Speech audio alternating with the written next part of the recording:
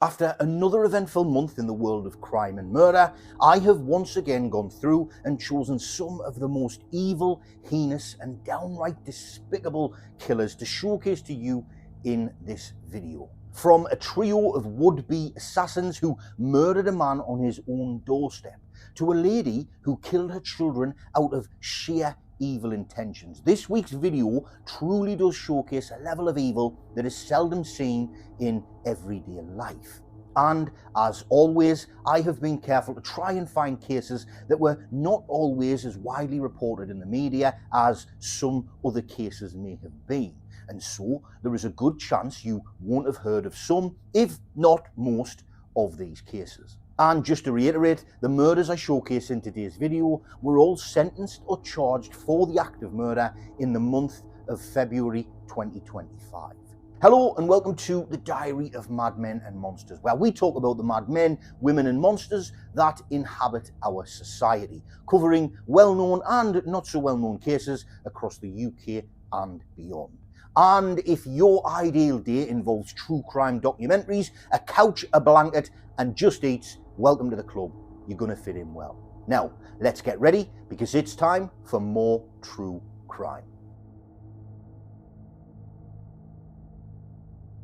The first three of our murderous maniacs are Adam Williams, Michael Smith and Connor Walsh, who joined forces to assassinate Ricky Burry in cold blood on the doorstep of his own house in Quarryside Drive, Kirkby. On the afternoon of the 17th of July 2024, a black Seat Cupra made its way down Quarryside Drive, with the driver advancing slowly past one house in particular, and the inhabitants of the car paying close attention to the goings-on that were happening in the garden. Satisfied that they had seen what they needed to see, the car then drove off at normal speed, content that their vile plan could now be put into action. At 6:33 p.m, just 6 minutes after the black car initially drove past said house, 36-year-old father Ricky Burry was lost in his own world whilst working in the front garden of his home. His 4-year-old daughter, who had just been playing on a bike, and his 13-year-old son, who had just been helping him conduct DIY, had both moved inside of the home, and his girlfriend was in the kitchen doing a friend's hair. As far as they were concerned, it was just another normal summer evening with nothing overly exciting going on. Suddenly, as Ricky stood in the doorway of his home, he noticed a man on an e-bike wearing a black balaclava had appeared at his garden wall. As he looked on, confused, wondering what the man wanted, the mysterious figure pulled out a gun and fired 4 shots directly towards Ricky in quick succession, and after doing so, rode off down the road accompanied by the black Seat Cupra. At the same time, inside the home, Ricky's partner had been chatting with her friend as she styled her hair when she heard what sounded like gunshots ringing out, followed by the sound of gunshots hitting the inside of her kitchen window and travelling out into her back garden as they whizzed by her. As the sound of the gunshots rang out, she could also hear the sound of car tyres screeching as a car sped away up the street. Suddenly, her partner Ricky appeared in the kitchen, staggering towards her, pleading for her to get the kids out of the house in case the attackers came back. The police and ambulance services were called and arrived quickly, but unfortunately, Ricky had been hit by 3 of the 4 bullets that had ripped through his body with deadly efficiency, tearing his organs apart and resulting in certain death. And despite the efforts of family and emergency services, Ricky died from his injuries just a short time after the shooting. Police launched an immediate investigation, and within just a matter of weeks, 3 names had been singled out as the most likely suspects of the gangland-style assassination: Adam Williams, Michael Smith and Connor Walsh.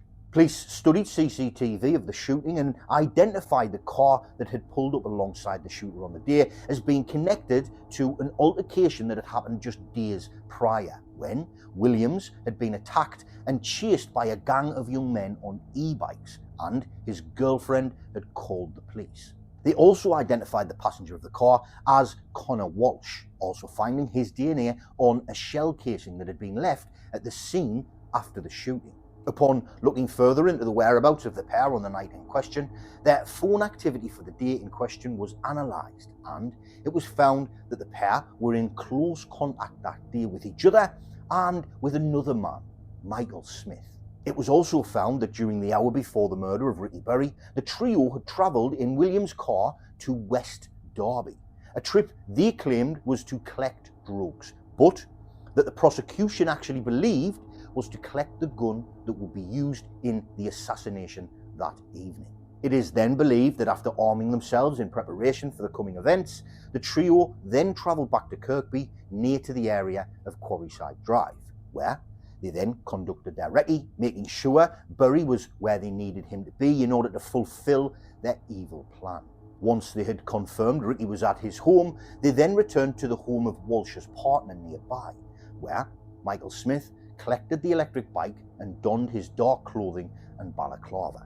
He then placed the gun into his pocket and set off on his mission of murder.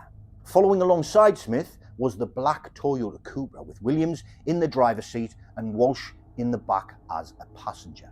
And just minutes after setting off, they arrived at Ricky Berry's home, where they did the deadly deed and then made the getaway.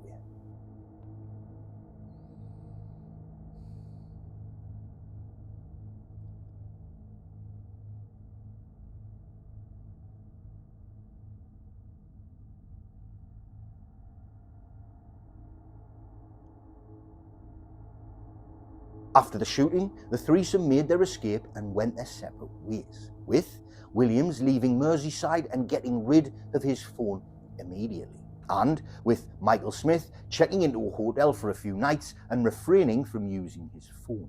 Walsh, however, did something a little more callous, deciding to hide in plain sight, having the audacity to return to the scene of the crime just moments after it had happened alongside his son and nephew to watch as the aftermath ensued. Upon their arrests, the three pled not guilty to the charge of murder and gave no comment interviews, with Walsh and Williams claiming that the reason they slowed down at the scene that night was due to the fact that someone was heard shouting of them as they passed, and that the shooting happened coincidentally as they slowed. Williams then claimed that when he saw the e-bike shooter, he believed he might be in the line of fire, and so decided to drive off at speed to get away. However, during the trial, under a swathe of evidence to the contrary, Walsh and Williams changed their defence statements and named Smith as the gunman. Following this, Smith then pled guilty to manslaughter and possession of a firearm with intent to cause fear or violence, but he continued to deny murder. It was also found that the three were connected via ties to illegal substance supply, with it being said that Walsh and Smith had worked for Williams in the illicit business venture, with the trio admitting to being connected for these reasons. However, with Williams stating that he was not the boss of the others and that they were simply all equals. Despite their defence and their denial that they intended to murder Ricky Berry on that fateful night, the jury found them all guilty of murder and possession of a firearm with intent to endanger life at the conclusion of the trial on February 14, 2025. And they were all handed life sentences for their actions, with Smith and Williams given 31-year minimum sentences and Walsh being handed a 30-year minimum sentence. The trio have never taken full responsibility for the murder of Ricky Berry, or even offered a full account of the events or reason as to why Ricky was murdered that day. Some believe it had something to do with a previous altercation between Williams and Berry, and others believe it might have had something to do with drugs or debt. But no one, other than the three killers concerned, truly know the reason that they assassinated Berry on that fateful night. Before I move on, I just wanted to take a quick 30 seconds to say thank you to all of you who have subscribed and commented on my videos. The support that I have received in such a short time frame has been absolutely unbelievable, and the comments you have all left have really proven to me that the work I am putting into these videos is well received and very much worth it. Thanks to all of you, I have been able to monetize the channel in just 12 weeks and after only having posted 9 videos. And we have just now reached 7,000 subscribers. I honestly just can't believe it. So, once again, thank you so much for your support. And now back to the video. Our fourth murdering monster on the list is Callegro Ricotta, a 64-year-old abusive Italian national who slaughtered his wife Maria and stepson Giuseppe in cold blood at their home in the village of Ugly in Essex. Maria Nogara, who was 54 at the time of her death, had married Callegro on her 39th birthday in May 2009. And at first, things were going well. But soon into the marriage, Callegro became controlling and abusive, aiming his abuse at both his wife and her son from a previous marriage, with one incident in particular becoming physical and leaving the younger man with bruising, resulting in the police being called, and another with Callegro threatening to cut Giuseppe's throat with a chainsaw.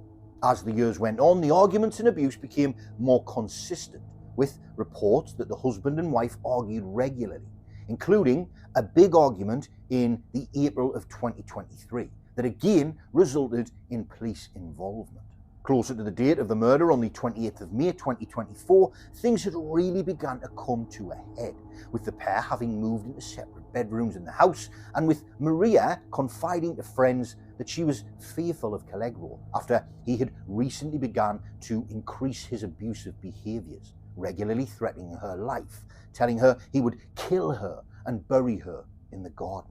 It was also reported that after an argument between the pair at a Christmas gathering, Callegro had threatened his wife in front of others, saying, "If she doesn't listen to me, I will cut her throat like a sheep and put her in a hole." Eventually, Maria could take no more and decided that her only option was now divorce. Having discussed this with Callegro, Maria was met with more hostility, abuse, and threats to kill. But with her only other option being to stay in the loveless and abusive marriage, Maria bravely served her husband divorce papers, which he received on the afternoon of the 28th of May 2024. On the day of the 28th of May 2024, Maria had been visiting her daughter in the nearby town of Hodston, and upon returning to her home in Ugly at approximately 9:41 p.m, had entered the home to be confronted by an obviously angry Callegro. As she walked into the kitchen, Callegro had entered and said to Mrs. Ricotta, "I want to talk to you." A witness who was present during the murder said that Maria agreed, but that he could tell that she was frightened. The pair then moved into the sitting room, and within 10 seconds of doing so, Maria would begin screaming for help. At the same time, in another area of the house, Giuseppe heard his mother screaming at the top of her lungs for help. And so, immediately dropping what he was doing and running towards her screams, Giuseppe ran to the living room and was met with the sight of Callegro pinning his mother on the couch and stabbing her over and over again. Without thought for his own safety, Giuseppe leapt into action, jumping on his stepfather's back, desperate to save his mother from the brutal attack that Callegro was inflicting upon his mum. During the struggle, however, Callegro managed to turn and stab Giuseppe in the stomach, causing the young man to fall to the floor, where Callegro went on to stab him 3 more times. A young man who was also present, but who cannot be named, described entering the room and witnessing Maria and Giuseppe lying on the floor with blood everywhere, and Callegro slicing Maria and doing stuff to her neck. The young man heroically tried to stop Callegro by hitting him with a broom, but ran away after a knife was pointed at him, somehow cutting his hand as he did. After the evil attack, Callegro, who was described as angry but happy that he had got his revenge, washed the 6-inch long knife in the kitchen sink and then changed out of his bloodstained clothing before going outside to meet the police. Where is he?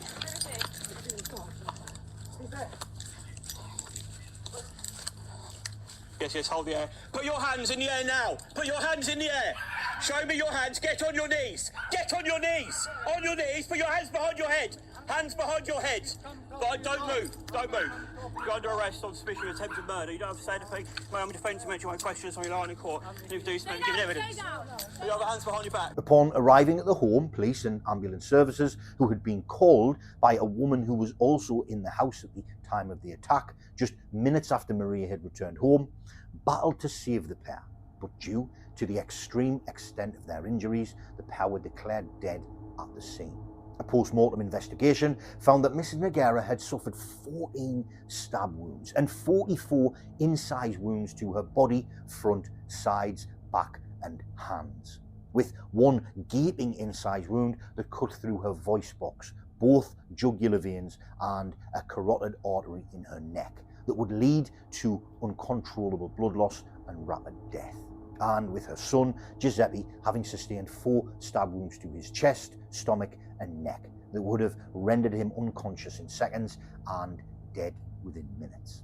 Upon his arrest, Callegro pled not guilty to the murders and claimed it was the son who did it, not me. He came down with a knife, not me. I had an argument with my wife. He heard the noise and came down with the knife.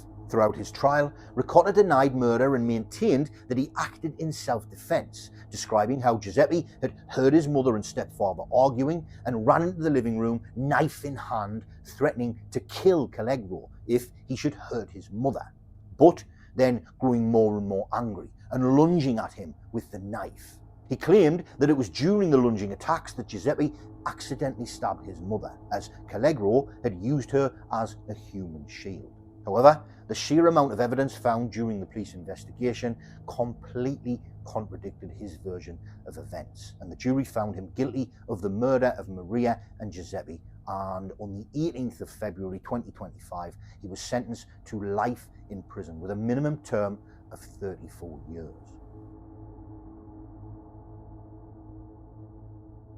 Our 5th maiden of murder on the list today is Cara Alexander, a 47-year-old illegal substance user from Dagenham, East London, who murdered her children with ruthless efficiency and then denied that she had done so in court. On December 16, 2022, dedicated dad Selvin Thomas had grown concerned after a lack of contact from his children's mother regarding their welfare and the fact that he was supposed to be picking them up to have them for the weekend that day. Thomas and Alexander, who had previously been in a relationship, had split just 3 months earlier and had agreed to co-parent as best they could despite their relationship breaking down. However, after the lack of contact and Selvin grown more and more concerned for the welfare of his kids, he decided to travel to the property and check in on things to ease his worries and see if everything was okay. Arriving at Alexander's home, Selvin found the property with the blinds and curtains drawn, and upon knocking, got no response. Eventually, however, Alexander opened the door and said that the boys were upstairs sleeping, before slamming the door in his face.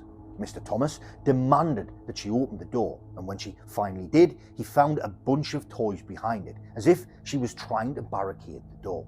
Running to his son's bedroom, he found his sons lying in the bottom bunk of their bed, lying side by side together, with the duvet pulled up to their shoulders, with only their faces visible. Thomas said they were bunched up together, and it looked like they were asleep. However, Selvin's worst fears would be realised when he touched his eldest son Marley's right cheek and found him freezing cold and his skin hard to the touch. He knew immediately that the pair were dead and that they had been dead for some time. Jumping up, the horrified father ran downstairs screaming, "Cara! Cara! Cara! What the fuck? You've killed my children!" But Alexandra had already made her escape, running from the house into the adjacent street and another neighbour's garden. Selvin immediately called 999 and told them, "She killed my children. I said, 'Where are the children?' She said, 'They're in bed, so I've gone to check on my children. She's run across now. She's running to a neighbour's house. Jumped the fence. My children are dead. They're dead. They're both in the bottom bunk, freezing cold. She's lost her mind and I don't know what she's done. She's killed both my little boys."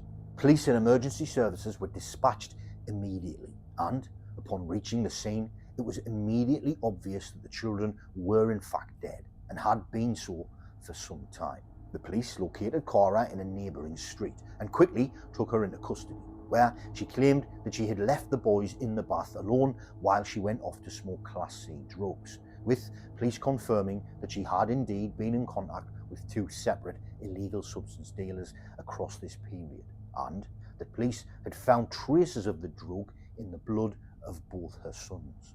Cora admitted 2 charges of gross negligence manslaughter by breaching her duty of care to her children, but the prosecution did not accept her pleas. During their investigation, the police found CCTV footage of Cora and her kids running errands right up until the 15th of December 2022, with no further footage being found after that date, showing they were alive and well up until that evening.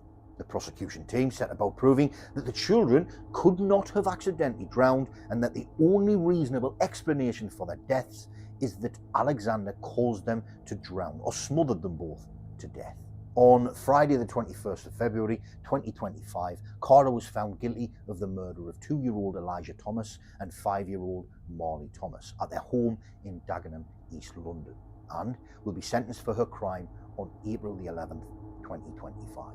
Samantha Yelland, a senior Crown prosecutor in the CBS London Homicide Unit, said, "Our thoughts remain with Elijah and Marley's family and friends, who have been completely devastated by their loss. It is unimaginable to think what those poor children went through in their final moments. It is a parent's job to keep their children safe, and Cora Alexander not only failed to do that, but robbed them of their lives." Our 6th maniacal murderer today is Logan Burnett, a smug and sadistic small-time illegal substances dealer who viciously hunted down his 26-year-old ex-girlfriend in public, then proceeded to murder her in front of her friends due to his obsessive jealousy. During a short, rough patch in her life, Courtney Mitchell, a 26-year-old mother of 3, met Logan Burnett, and whilst having difficulties with drinking, drugs and her mental health, the relationship would develop. However, after Courtney had managed to work towards sobriety, Miss Mitchell realised that she didn't want anything to do with the small-time drug dealing and abusing Burnett, and after a separate violent altercation between the pair, she decided to end her relationship with him approximately 1 month before her death, even going as far as moving out of Ipswich to Colchester to try and separate herself from him. Logan, a regular drug user and seller, however, couldn't handle the rejection, especially after finding out that Courtney had begun a new relationship with another man weeks after their split, and so began a torrent of abuse that Logan showered upon Courtney, from visiting her new home and tearing it to pieces to making multiple threats to kill her, with one particularly chilling message saying he was going to stab her and her boyfriend and then kill her whole family, which he had sent the night before her murder. On the evening of the 6th of August 2024, Courtney Mitchell was out for the evening with friends, enjoying a few drinks and each other's company, when they decided to walk along towards Ipswich Skate Park just after 7 p.m. As they did so, the 3 friends noticed Logan Burnett striding towards them with murderous intent. The terrified trio decided to turn and run in the opposite direction in the hope of evading Logan and avoiding a heated situation. But by this point, Logan had seen them and had decided to put his evil plan into action. Chasing them down, he caught up with Courtney, trapping her against a fence, punching her repeatedly, and then pulling out a 14-inch long knife and thrusting the blade into Courtney multiple times with such force that the blade of the knife was significantly bent. Ms. Mitchell, who was heard screaming in fear and agony, crouched down to try and protect herself, but this did nothing to stop Burnett's cold and deliberate attempt to murder her, as he simply carried on plunging the knife into her body over and over again. Once satisfied that he had caused enough damage, Burnett fled the scene, leaving Courtney beaten and bleeding out where she stood. Courtney then fell into the arms of a passerby and was heard asking, "Am I going to die?" before slipping unconscious. Emergency services were immediately called to the scene, and Courtney was taken to hospital, but despite their best efforts, she was pronounced dead at 7:45 p.m. after arriving at hospital. As he made his getaway, Logan had discarded his green jumper and the knives he had used to murder Courtney nearby, with CCTV showing him making his getaway from the area, crouching down behind an embankment as he passed the skate park in order to avoid being seen. The police, however, were hot on his trail, and the very next day they caught up with him at an address in Ipswich, where footage shows him being arrested by police while dressed in red boxer shorts. As he is being arrested, he sneers, "What? So she died, yeah?" He later smirked at the camera as his mugshot was taken and moaned about how long it was taking to process him, stating, "I would rather admit it and go straight back to prison." During the police investigation, it was found that Burnett had 24 previous convictions for 52 separate offences, including assault, harassment, breaching restraining orders, and criminal damage. And after pleading guilty to the murder of Courtney Mitchell, he was sentenced to life in prison with a minimum term of 23 years, 174 days on the 17th of February 2025, with Burnett never actually giving a comprehensive reason for the murder other than that he felt she had wronged him by cheating on him with another man. However, the prosecution believed that the real motive behind the murder was simply his inability to handle the rejection he felt when Courtney no longer wanted to pursue a relationship with him, and the fact that he couldn't handle the thought of Courtney starting a new relationship with someone other than himself. On the 23rd of June 2024 at 6:40 p.m, Martin Carty rang emergency services to report having found a man on his couch at home in need of emergency care. Carty told the call operator that he'd just returned home from the pub and found his neighbour, who had arrived at his flat late the night before, agitated and in need of a place to stay, in need of an ambulance, as he thought he might be dead. As the operator dispatched the ambulance, they mentioned that Carty should place his neighbour into the recovery position in order to maximise his chances of recovery. But Mr. Carty refused. Paramedics arrived at the scene and upon assessing the casualty would confirm that they were in fact deceased and that they had been for a relatively long period of time. They also noted that the injuries that were present upon the body of the man were not consistent at all with what Carty had reported. So, paramedics informed the police, and the police then attended the scene, confirming the suspicions of the paramedics and arresting Martin Carty immediately. Upon conducting an investigation, they confirmed that the man who had been found dead that day was Frank Ingram, a 68-year-old Yeovil resident who lived in the same block of flats as Carty. And it was plain to see that the events Mr. Carty had tried to purvey were a complete and utter fabrication. And due to witness testimony, CCTV in and around the building, and a post-mortem investigation, a more complete picture began to appear. It was found that on the afternoon of June 22nd, 2024, there had been an exchange of words between Ingram and Carty after Carty had left rubbish near Mr. Ingram's flat. Later that night, it was found that Mr. Ingram had come out of his flat shouting and swearing before going back into his flat. He then later emerged holding a hammer at 22:48, which he then used to hit the banister of the stairway, before making his way up onto the next landing where he entered Mr. Carty's flat, where Carty and his drinking buddy Mark Southcott were located. Within seconds, shouting can be heard and then a fight ensues, with it being said by prosecution that this was when the fatal injuries were doled out to Ingram. The court heard that CCTV in the block of flats captured Mr. Southcott receiving a phone call at 22:53, and a voice could be heard saying, "Might need some first aid." At 23:15, Mr. Carty tells a friend they need you up here now, followed by a phone call that lasted 10 minutes.